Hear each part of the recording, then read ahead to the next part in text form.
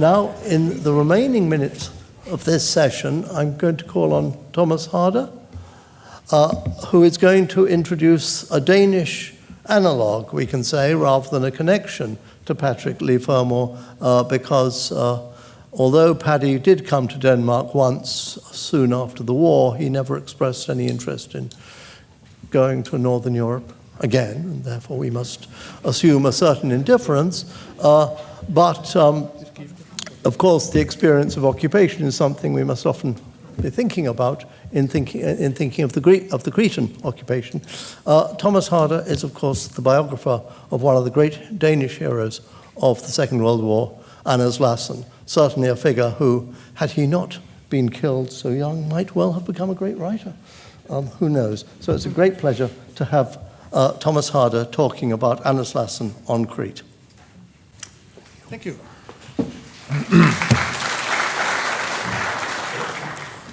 So, Your Majesties, Your Excellencies, ladies and gentlemen, those were two hard acts to follow. But I'm very grateful to Chris for having shown us the landscape and given us a sense of the places and not least the distances, which I'm also going to talk a little bit about. And I'm very grateful to Artemis Cooper for this little bit from your book, which made me very happy when I found it, because it said to me, okay, I'm not the only person who's been wondering about what was the point. I mean, you can admire this hussar stunt, as the general called it, with his feet, but you can also wonder what was the point of all this.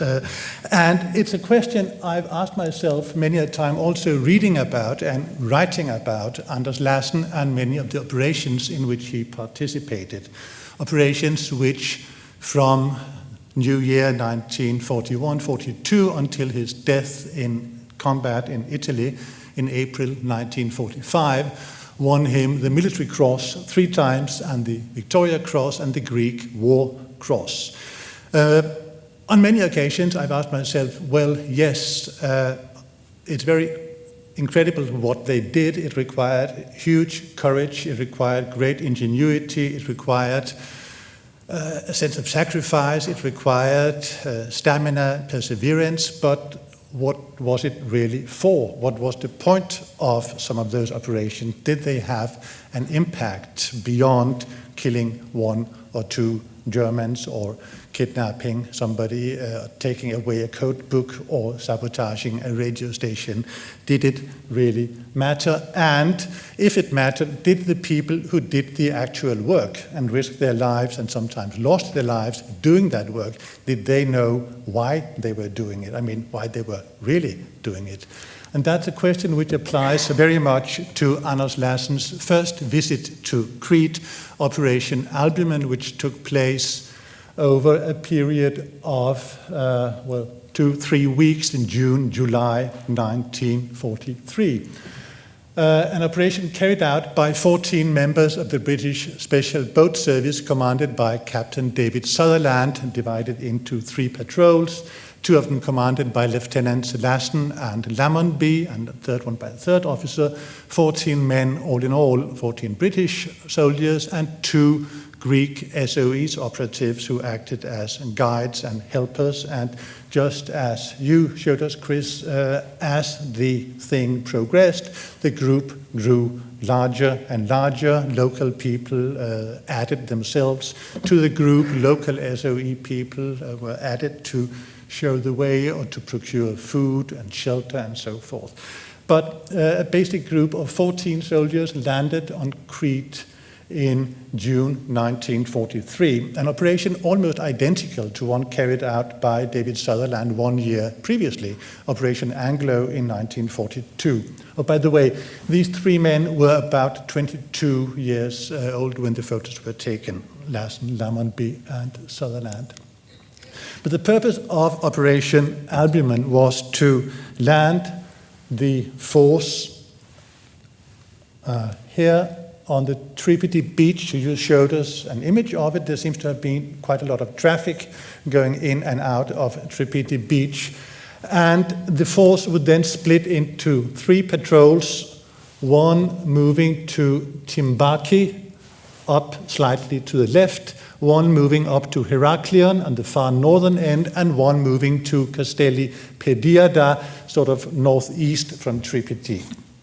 At all three places, there were German airfields, and the plan was to get saboteurs into the airfields and blow up German aircraft. And this operation involved a march through the mountains, short or long.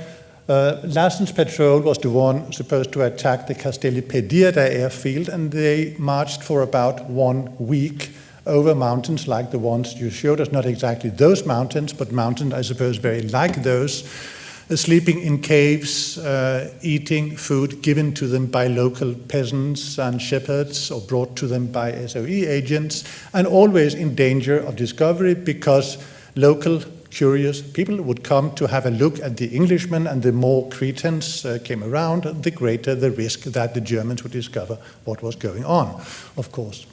But on the 2nd of July, Lassen's force arrived at Kastelli Pediada, or at a hillside overlooking the airfield, and they spent a night and a day observing the airfield and making plans, and Lassen divided his force into 2 groups of 2 men each, and they would try to enter the airfield each from their own side.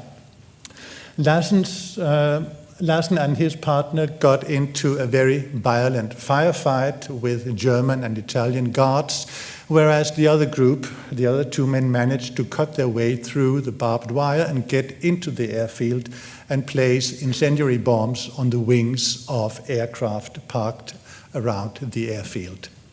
The aircraft were heavily guarded, and heavily guarded means 2 or 3 soldiers actually sleeping next to the aircraft, taking turn at guarding it throughout the night.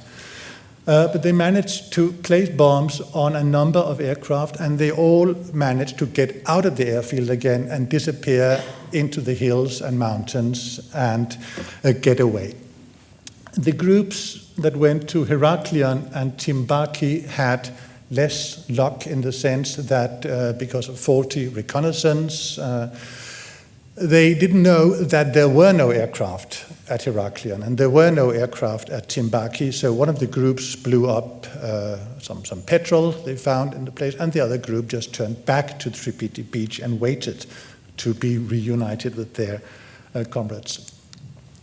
And the results of Lassen's attack on Kastelli Pediada, well, we know from telegrams sent from Crete to the HQ in Cairo that Lassen thought that he had blown up 8 German aircraft, which is a bit curious because we know that they managed to plant bombs on 5 aircraft, so how they could blow up 8 is a mystery.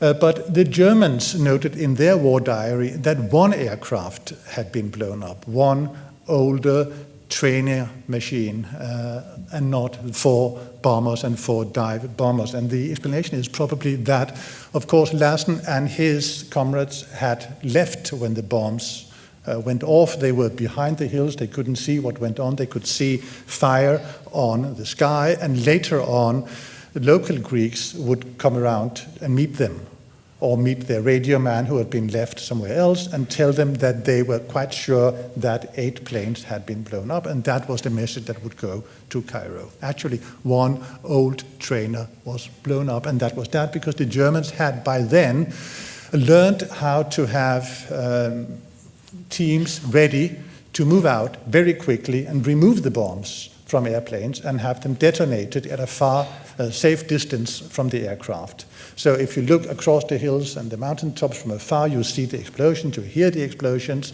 and you think that 8 aircraft have been destroyed. But that was not the case. Lassen wrote in his report that he shot 2 guards. The Germans noted that 1 German guard had been killed and 1 Italian guard had been wounded. In Heraklion, 2,000 gallons of petrol were destroyed, and at Timbaki, nothing happened because there was practically nothing to attack. So those were the immediate results, and you may ask yourself, was it worth it? There were also other results in the sense that after the attack, the German commander, Müller, whom we heard about before, the one who did not get kidnapped, ordered the execution of at least 50 and probably more than 60 Cretan hostages who were killed because of these attacks. Lassen radioed Cairo that the Cretans need a morale boost. He realized even before he'd left the island that this had been a hard blow to morale on the island, and he asked for air attacks on German installations on the island to somehow boost the morale of the Cretans. This did not happen. And an SOE agent, we don't know who it was not Patrick Leigh Fermor, it was somebody else, wrote that he really hoped that these attacks had been worthwhile because they had done great damage. They had, as he said, they had caused much anti-British feeling in the island. But as he said, it will probably all go away if things go well in Sicily. He wrote that after the invasion of Sicily, which took place on July 10th, that is just after the Castelli attack.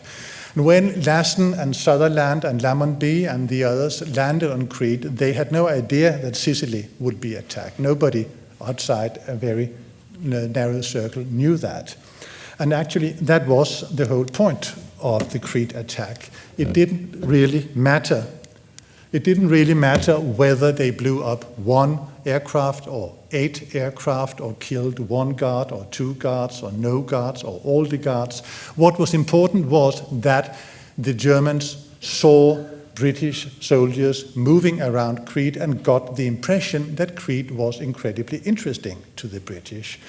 And at the same time, while this was going on Crete, a similar operation was going on Sardinia, at the other end of the Mediterranean. An SBS force led by John Verney, who later went on to become a writer of children's book and invented the dodo pad and many other things, tried to get into German airfields in Sardinia and blow up aircraft. That mission went terribly wrong because of bad planning and malaria, but it did what it was supposed to do. It showed that the British were interested in Sardinia. So the idea was to make the Germans wall-eyed, as it were, and make them look at Sardinia and Crete and Greece instead of looking where they should be looking, at Sicily, and thereby being less prepared than they might have been for the invasion of Sicily. So the real objective, the real point of this hussar stunt at Kastelli Pediada and the other 2 airfields was not really to blow anything up or to kill any Germans. I mean, that would be useful, but the idea was simply to be there and to be seen to be there and to attract attention to that place rather than to Sicily. And the same thing in Sardinia. From Crete, Lassen and the SBS moved on to take part in what became known as the War of the Aegean, that is, the attempt by the British to take control of those islands in the Aegean, which were held by Italy before Mussolini's downfall at the end of July and Italy's capitulation in September 1943, to get those islands, to occupy them before the Germans could do so. That didn't work out. The British forces were too weak. The Germans acted very swiftly and took control of the Aegean Sea and pushed the British out of it and established a defensive perimeter along Rhodos, Karpathos, Crete, and Kythera, and all the way up to the mainland. And in that war for the Aegean, the Special Boat Service, which was bought as a raiding force, that is a hit-and-run force, get in there, blow something up, kill somebody, get out quickly, were forced to act as infantry to try to hold on to territory and defend against organized attacks. They were not meant to do that, they were not trained to do that, and that was not their mindset. What they were meant to do, really, and what their mindset made them very good at, was what came after. After losing control of the Aegean, the British initiated a guerrilla warfare, seaborne guerrilla warfare, from bases on the Turkish coast. Remember, Turkey was neutral, but allowed the British to use their coast to send patrols into the Aegean Sea and later on even further into Greek waters to attack German garrisons, to sabotage German installations and so forth, in order to of course, damage the German forces, to gather intelligence, to maintain the connection with local resistance movements to help prisoners of war who had escaped or other Allied soldiers who were stranded behind enemy lines to get out, and also to bring food to starving islanders, to bring them over on the British side, to pay Greek skippers to bring their ships onto the British side instead of sailing for the Germans, and again, deception. Perhaps the most important part of it all, to create the impression that Greece was very important and very interesting to British and Allied strategy, when what was really interesting at that point was France and, of course, the preparations for the Normandy landing. Now, I haven't done any real research into the Crete abduction, but my guess would be that kidnapping Crete at that time would be part of a huge deception scheme which spanned all the way from northern Norway through Denmark and France and Greece. All kinds of activities, some very picturesque, some very ingenious, other more basic, but all with the purpose of getting the Germans to look everywhere but Normandy.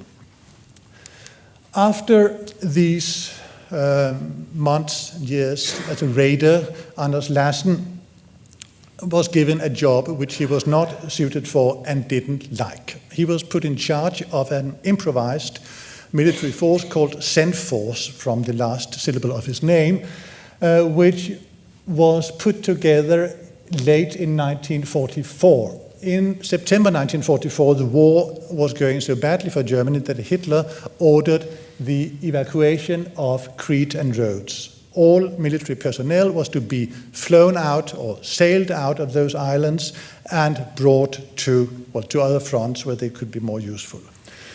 After a couple of weeks, it turned out that that was not possible. There weren't ships enough, there weren't aircraft enough, they were needed elsewhere, and so the German soldiers had to remain in place in those islands.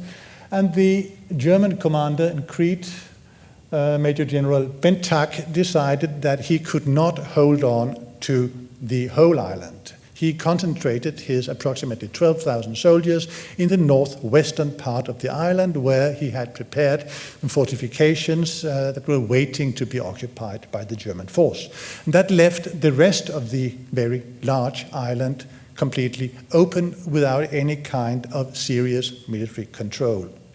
There were the two sides of the Greek partisan movement, the communists, which were fairly weak in Greece, but they were well organized and well armed, and they were the conservative or royalist forces, which were larger in number but less well organized, and there were all kinds of groups ready to fight for power or just ready to fight each other.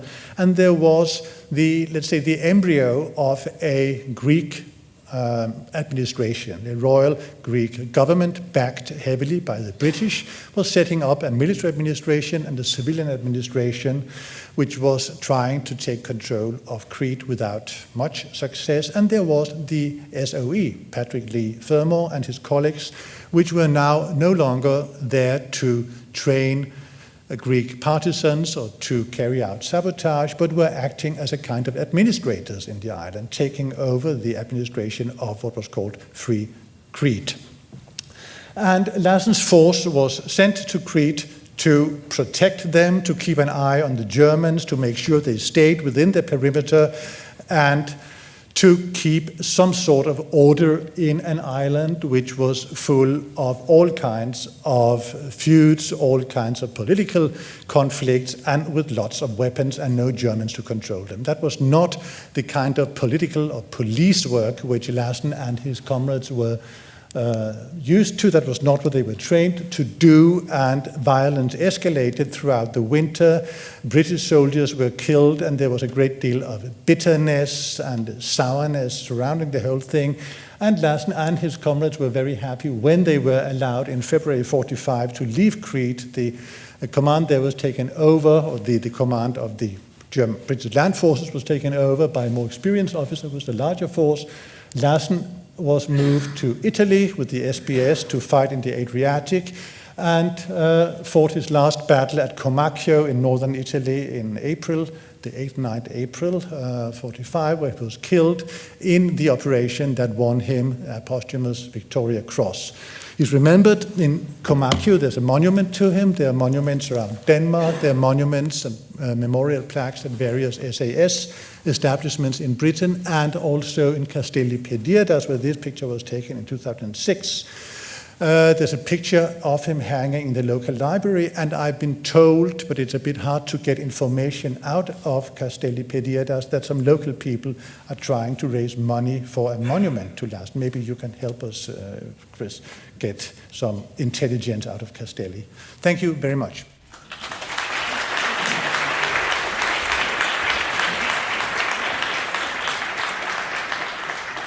Thank you very much, Thomas Harder, for that presentation of a great Danish hero, and further an explanation as to why Paddy's exploits were not just a bit of schoolboys showing off, but might have had some part in the greater war strategy. I would now ask you to, all the audience, to rise. Her Majesties will leave by the back door. Thank you all.